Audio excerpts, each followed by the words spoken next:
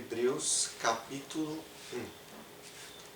Havendo Deus antigamente falado de muitas maneiras, muitas vezes e de muitas maneiras aos pais, pelos profetas, a nós falou-nos nestes últimos dias, pelo Filho, a quem constituiu o herdeiro de tudo, por quem fez também o mundo.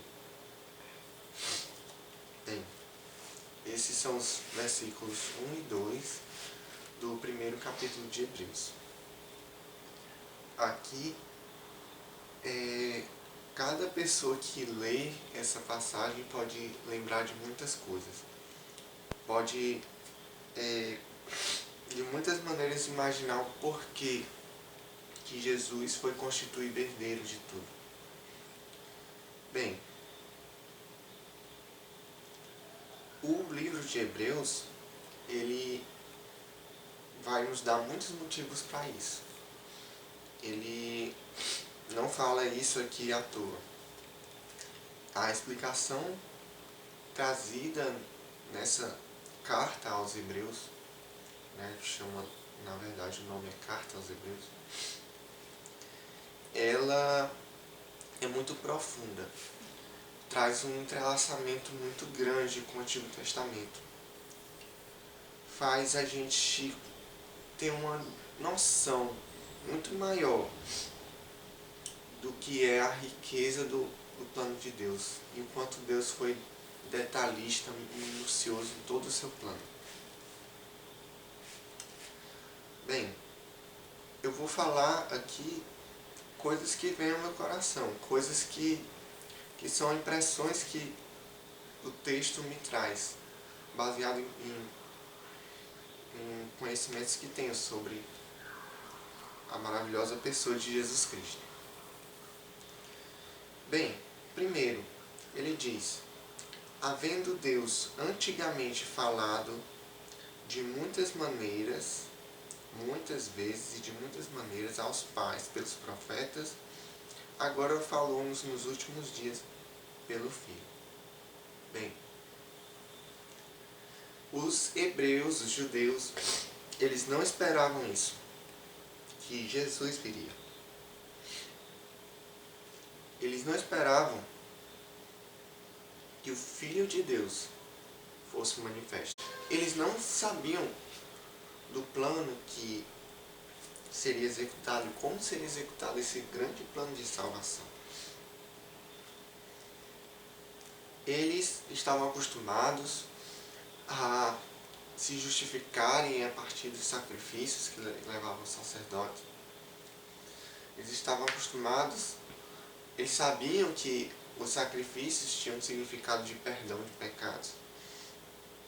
Mas eles já tinham esquecido muitas coisas. Já não estavam tão ligados à palavra de Deus. Mas aí veio Jesus para esclarecer as coisas, para mostrar o sentido da lei.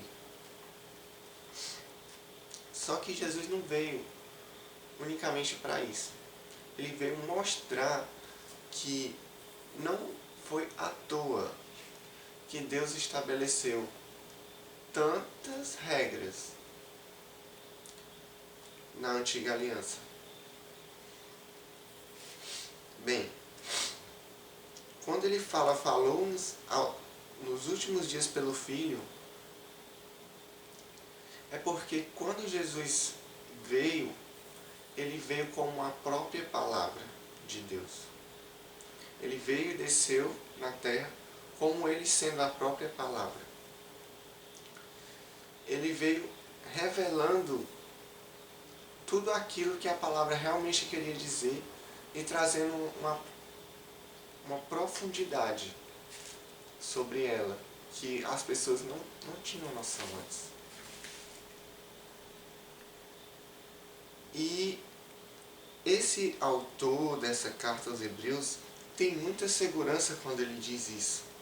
Ele tem muita segurança em dizer que antigamente eram os profetas que falavam, mas agora é o Filho. Mas por que essa tão grande segurança? A explicação está no no quanto ele valorizou e entendeu a obra salvífica revelada em Jesus Cristo. E a partir do capítulo 3, ele começa a falar sobre isso. Ou do versículo 3, né? Ele diz, o qual, ou seja, falando de Jesus, sendo o esplendor da sua glória. Então vamos entender, quando fala sua glória, essa sua está falando de Deus.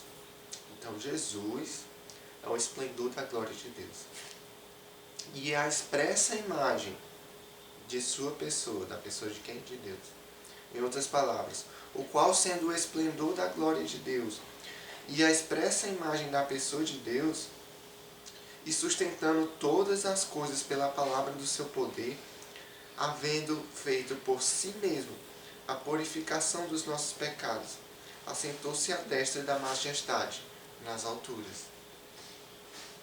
Os hebreus estavam acostumados a, pela própria lei, se justificarem. Mas isso cansa. Isso cansa o ser humano. Justificar-se a partir de regras, de boas ações. Justificar-se a partir de meios externos. Justificar-se a partir de esforços. É impossível. O que eles não entendiam é que aquela atitude de sacrificar o cordeiro, que era a única coisa que poderiam completar todas as atitudes deles para com Deus, era aquele sacrifício. Eles não entendiam que aquele sacrifício era Jesus. Bem, quando ele diz isso aqui para os hebreus, logo nós conseguimos nos identificar. Porque quando diz na expressão havendo feito por si mesmo a purificação dos nossos pecados, nós vemos que o perdão e a purificação dos nossos pecados está unicamente em Jesus. Por mais que aquela pessoa que estivesse lendo essa carta naquele dia, ela fosse a pessoa mais santa possível, fosse a pessoa mais correta, ela sabia que não poderia se justificar, não poderia purificar a si mesmo de seus pecados. Mas acontece que Jesus veio revelar o que significava a atitude do sacrifício que era feito. Aquele sacrifício de um cordeiro inocente. Jesus veio mostrar que aquilo era Ele próprio morrendo pela humanidade. Era Ele próprio morrendo pelos pecados dos homens. Porque quem somos nós? Quem somos eu e você? Mesmo até que a palavra diz, bem-aventurados os limpos de coração, porque eles verão a Deus. Mas o que nos torna limpos de verdade?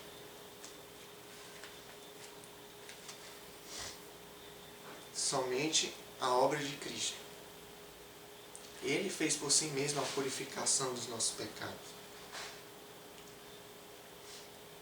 Bem, eu não consigo transmitir exatamente o que só o Espírito Santo consegue a partir dessa mensagem. Acontece que eles, vendo que nós não conseguiríamos nos justificar, morreu em nosso lugar. Fazendo isso, sendo Ele o único Deus na face da terra que poderia fazer tal coisa. Não existia qualquer outro Deus. Não existe um Deus, nem um rei.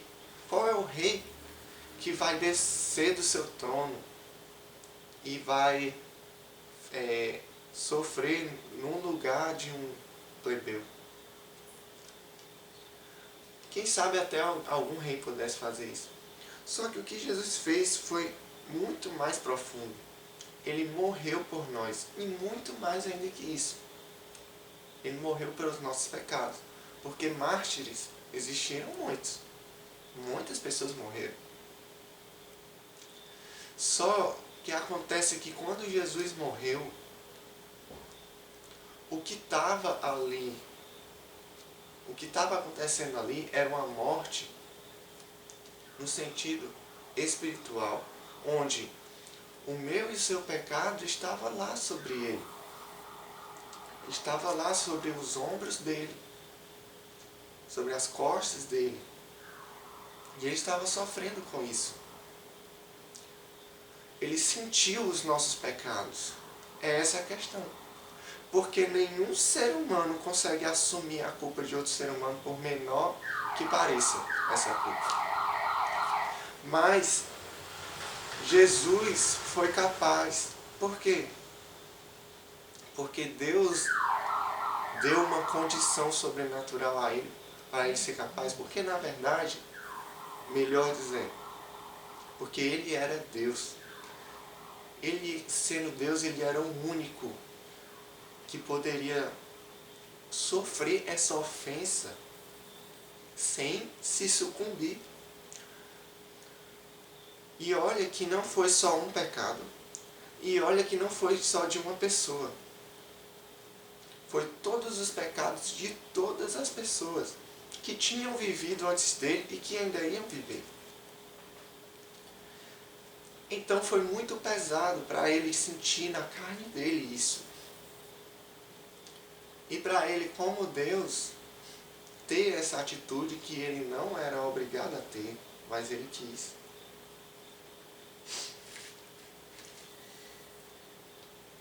Quando ele fez isso, os nossos pecados castigaram ele. Ao invés de ele lançar de volta a ofensa em nós, ele ficou com a ofensa como um cordeiro calado. Como alguém que se cala. Como ele disse, olha, se alguém bater no teu rosto, você vira o outro lado. Mas isso foi o que ele ordenou para nós. Mas o que ele fez foi algo mais abundante, incrível, muito além, né? Que nós não conseguimos nem descrever.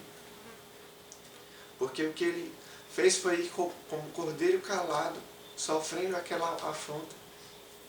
Deus, como Deus, ele só tinha duas opções.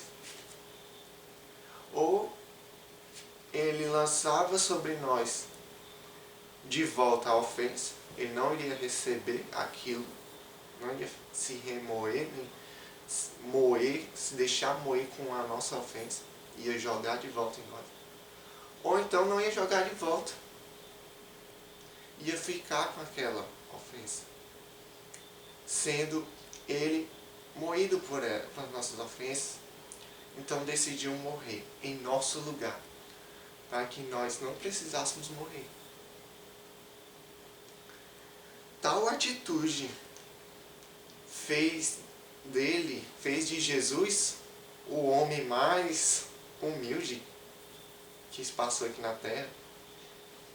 Olha o que foi que tal atitude fez com Jesus. Um homem que morreu nu numa cruz. Olha que a atitude feita por Jesus, que era o nosso próprio Deus, fez com ele. Havendo feito por si mesmo a purificação dos nossos pecados, assentou-se à destra da majestade nas alturas. Feito tanto mais excelente que os anjos, quanto herdou nome mais excelente do que eles. Então, nesses primeiros 4 versículos de Hebreus, que eu não vou me estender para a segunda parte do capítulo, demonstra a grandiosidade da obra de Cristo.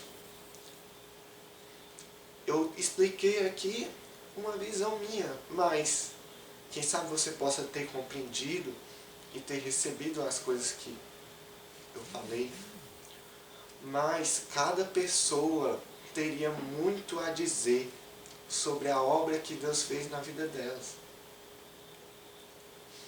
Hoje eu poderia dizer para você mais uma coisa que o Senhor me fez perceber sobre o seu amor, porque todo dia, toda pessoa cristã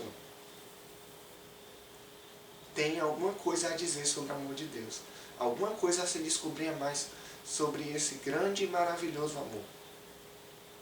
Hoje, no caso, eu poderia lhe dizer, Ele é o nosso Consolador.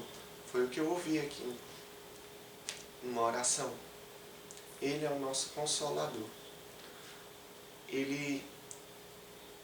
O Espírito Santo é aquele que está conosco, nos consolando e nos orientando. Porque quando Jesus não pisou mais aqui na terra, Ele deixou o seu Espírito Santo. Qual é o Espírito que conhece as coisas do homem, senão o Espírito do homem? E qual é o Espírito que conhece as coisas de Deus, senão o Espírito de Deus? Então, Ele deixou o seu Espírito Santo conosco, para que nós fôssemos consolados, para que aqueles discípulos que tinham visto Ele com os próprios olhos tiveram a grande oportunidade de ver a beleza de suas atitudes, de ter Ele ali perto. Eles fossem consolados, para que eles, na ausência visualmente de Jesus, eles tivessem a presença de Jesus, pelo Espírito Santo. E hoje o Espírito Santo está conosco, nos sendo tão misericordioso com as nossas vidas, que não tem como nós não compartilharmos esse amor.